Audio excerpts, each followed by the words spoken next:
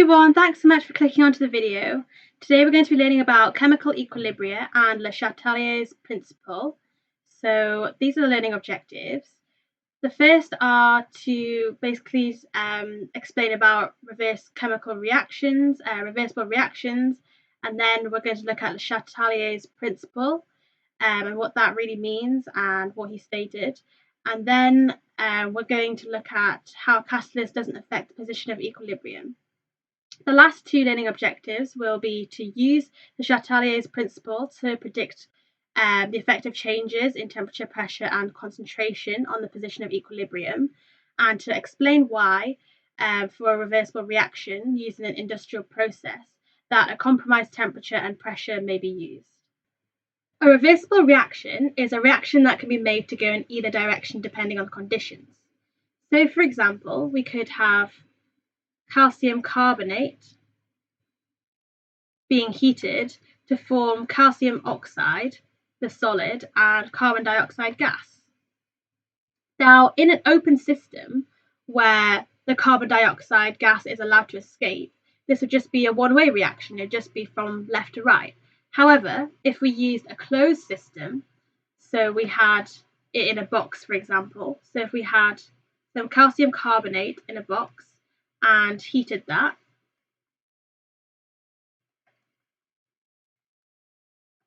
and what would be produced would be the calcium oxide and the carbon dioxide gas. But these products aren't allowed to escape from the system, and so they actually react together to reform the reactant, which is the calcium carbonate. And so we have the forward reaction, and we also have a back reaction. And so it becomes a reversible reaction when we use a closed system. And we use this notation for reversible reaction. So this top arrow signifies the forward reaction, and this arrow signifies the back reaction. So the equation would look like this. And the reactant forms the products, and the products react to reform the reactant until an equilibrium mixture is reached. And what an equilibrium mixture is a mixture where the forward reaction occurs at the same rate as the back reaction. And this isn't necessarily when all the concentrations of the reactants and products are the same. It's just when the forward reaction is at the same rate as the back reaction. However, the concentrations of each reactant and each product must remain constant for it to be in equilibrium. So now I'm going to talk about Le Chatelier's principle, and it states that if a dynamic equilibrium is disturbed by changing the conditions, then the position of equilibrium actually moves to counteract that change. So a dynamic equilibrium is a reversible reaction which is in a closed system where the rate of forward reaction is the same as the rate of the back reaction. And this is actually caused because at the start there's lots of reactants. So the rate of reaction of the forward reaction is very quick, and that's because there's lots of reactants. But then once they get used up and more products are made, then the back reaction gets quickened. And they actually balance each other out in the end. So they form an equilibrium where the rates of both forward and back reactions are the same. So we can use this principle to predict the effect of changes in temperature, pressure, and concentration on the position of equilibrium in homogeneous reactions. And the meaning of homogeneous is that all the reactants and products are in the same state as each other. So the first thing we can alter about a reaction is if we use catalysts or not. And actually, catalysts have no effect on the position of equilibrium because all they do is provide an alternative route with a lower activation energy for the reaction to happen. So it actually allows the equilibrium to be reached more quickly. And because of this, it's very important for industry because it saves them money because the equilibrium is reached more quickly, and so they get their products more quickly. So basically, the catalysts speed up the reaction of both forward and back, so it just cancels out, so it has no overall effect on the position of the equilibrium. So the second thing that we can alter about a reaction is the concentration. So the way in which we can change the concentration of different species, so either like the reactants or the products, is by adding more or by taking out. So for example, if we added in more of A, then we would increase the concentration of A. And by Le Chatelier's principle, the equilibrium should shift to counteract this change. So adding more A would mean that equilibrium would shift to the right to produce more products. And if we added more of B, it'd do the same thing. The equilibrium would shift to the right. If we took away some of C, so the concentration of C decreases, again, the equilibrium would shift to the right because it wants to counteract this change. So therefore it creates more products and it creates more of C. So the third way in which we can alter a reaction is by altering the pressure. And this only affects gases. And also, one thing to note is that the equilibrium will only be changed if there are a different number of molecules on each side of the equation. So for this example, the equilibrium can be changed because there are 2 moles of NO2 on one side and 1 mole of N2O4 on the other side. So increasing the pressure is actually equivalent to increasing the concentration. So as we increase the pressure, the equilibrium favors the side with the least number of gas molecules, and so decreasing the pressure will move the equilibrium to the right. Because if we decrease the pressure, because we have less moles of the N2O4, we have 1 of them compared to 2 moles of the NO2, then it will favor the side with the more gas molecules, and that turns out to be the 2NO2 side. So that means that the equilibrium shifts to the right. The opposite thing happens when we increase the pressure. So when we increase the pressure, it favors the side with the least gas molecules, with less gas molecules. And so that means that the equilibrium shifts to the left. So always remember that when we decrease the pressure, it favors the side with more gas molecules to kind of increase the pressure back to original. And when we increase the pressure, the opposite happens. So it favors the side with the less gas molecules so that the pressure can go down back to what it was before. The fourth way of altering a reaction is by altering the temperature. And this one's a bit more complicated because it depends on whether the reactions are endothermic or exothermic. So as a recap, an exothermic is a reaction with the negative enthalpy change, and it increases the temperature of the surroundings because heat is given off. And endothermic reactions have a positive enthalpy change, and they take energy in, so the surroundings are cooled. So if we increase the temperature, then the equilibrium by Le Chatelier's principle should work to decrease the temperature.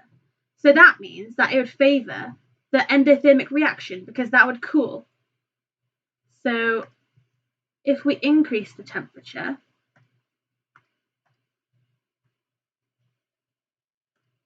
then what that does is that the equilibrium works to decrease the temperature, so to counteract the change. And the reaction that decreases the temperature would be the endothermic reaction, because endothermic reactions take energy in to form the products. So that means that the equilibrium favours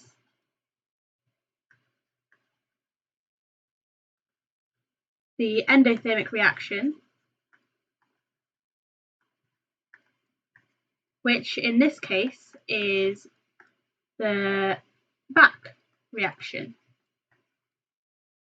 But of course that'll be different for different reactions.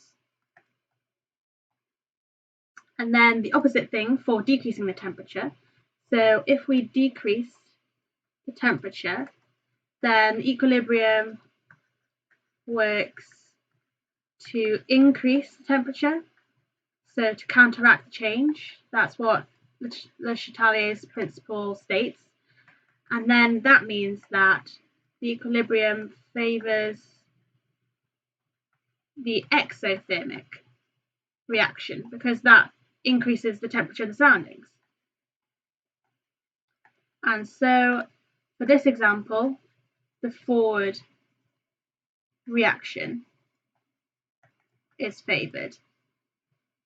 And we say that when the equilibrium favours the back reaction, for example, for increasing the temperature, we say that the equilibrium shifts to the left.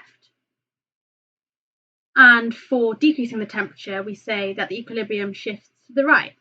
So a really important thing to know is that for a reversible reaction used in an industrial process, a compromised temperature and pressure is used. We can use the Haber process as an example. So in the Haber process, we combine nitrogen and hydrogen to form ammonia, and this is used to make fertilizers and explosives. So the forward reaction is an exothermic reaction because the delta H is negative here. And that means that the back reaction is endothermic. And so using a very low temperature actually produces a greater yield of ammonia. And that's because when we lower the temperature, the equilibrium shifts to raise the temperature. And so it favours the forward reaction. So the whole equilibrium shifts to the right. And so we form more ammonia.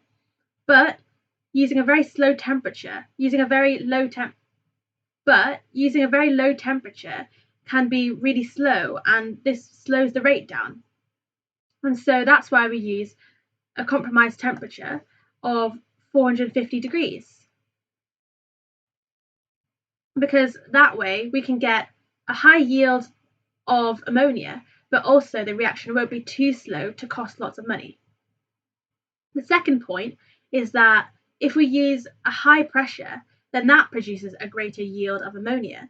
And that's because we have 4 moles of gas on this side and 2 moles of gas on this side.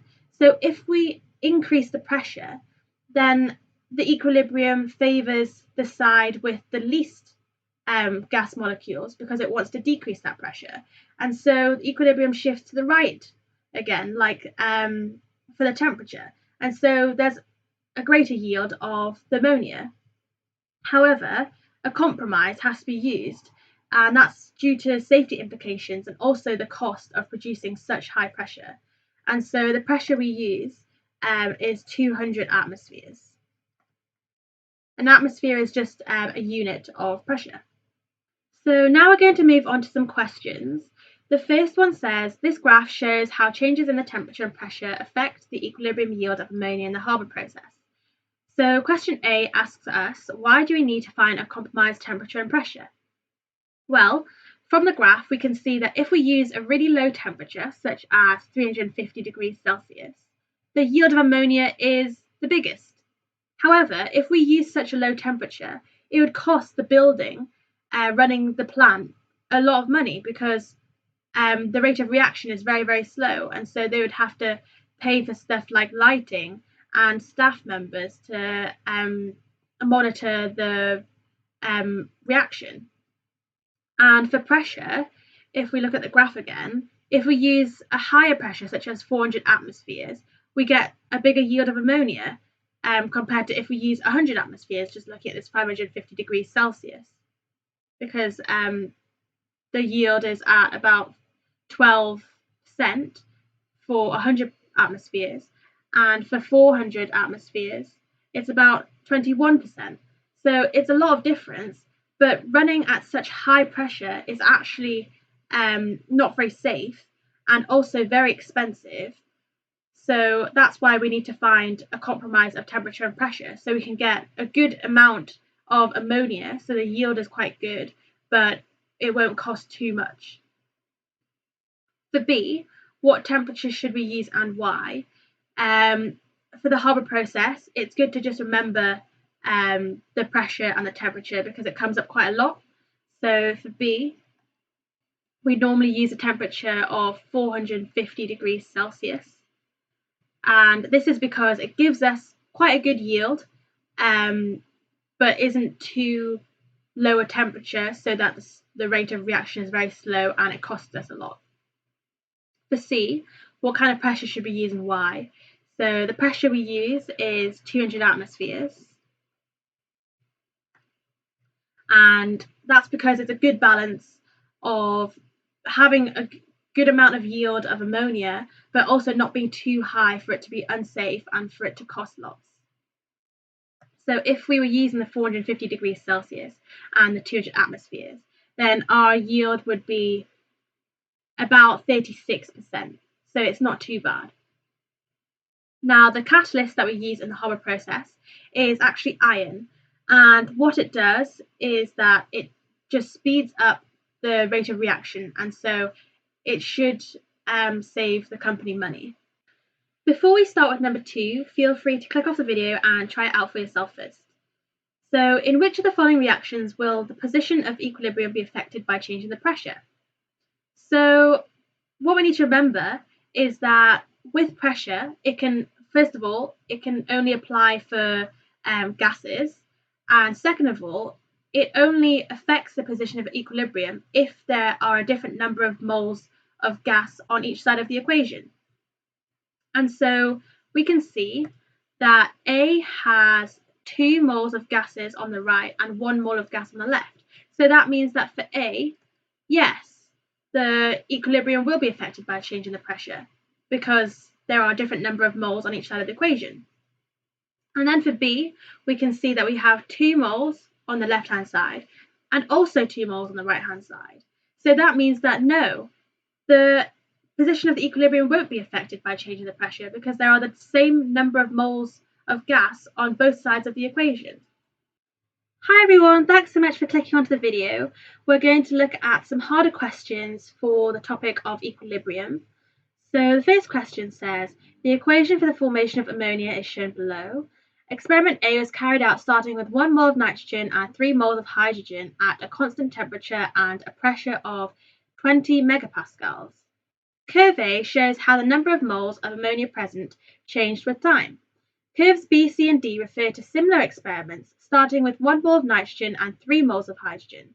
In each experiment, different conditions were used. For A, on curve A, mark the point that represents the time at which equilibrium is first reached. So we know that equilibrium means that, first of all, the forward reaction and the back reaction have the same rate. And second of all, that all the concentrations of the reactants and products remain constant.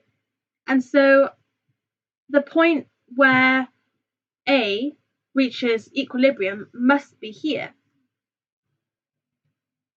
because that's when the moles of ammonia becomes constant. And from that, we also know that the moles of nitrogen and hydrogen have also become constant, but we can't see that from the graph.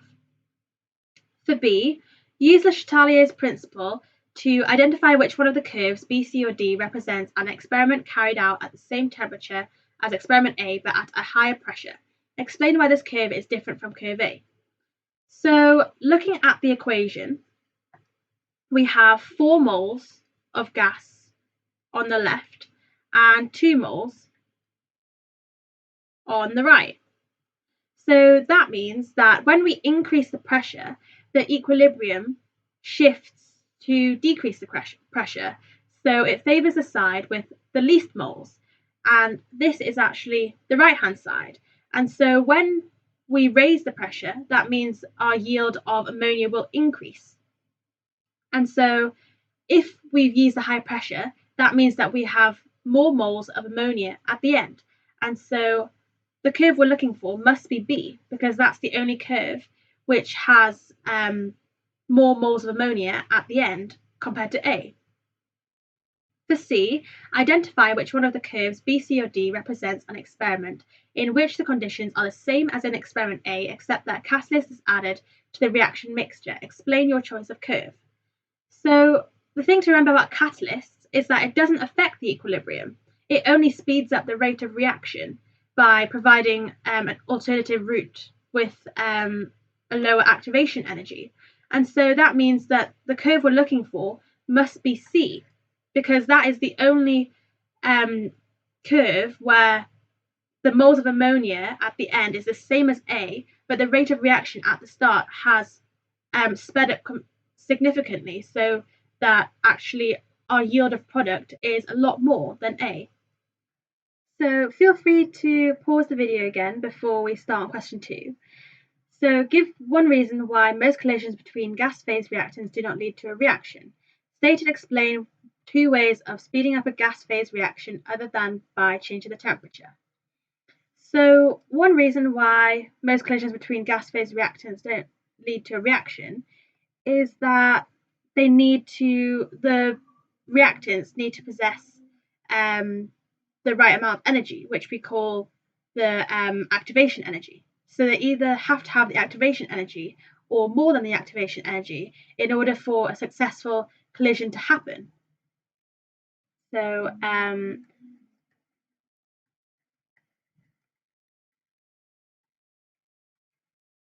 need the activation energy required for a successful collision. And then state and explain 2 ways of speeding up a gas phase reaction. So it says in the question that you can change the temperature, or we can change the pressure if the moles of gas on each side of the equation are different. So we can alter the pressure, but that's only if different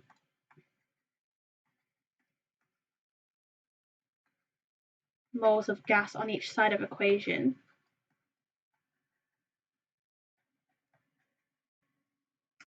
or we can increase the concentration of something. So if we had A plus B goes to form C plus D, and that's a reversible reaction, if we increase the concentration of A, so we add more particles of A in, then the equilibrium will move to decrease the amount of A, so it'll produce more products by using up the A. And so that's something else that we could do to speed it up. Or the third option is to use a catalyst. So what a catalyst does is it provides an alternative route with a lower activation energy required for successful collision. So most of the particles, so a bigger proportion of the particles will have this energy required to react. So lower activation energy required for a reaction.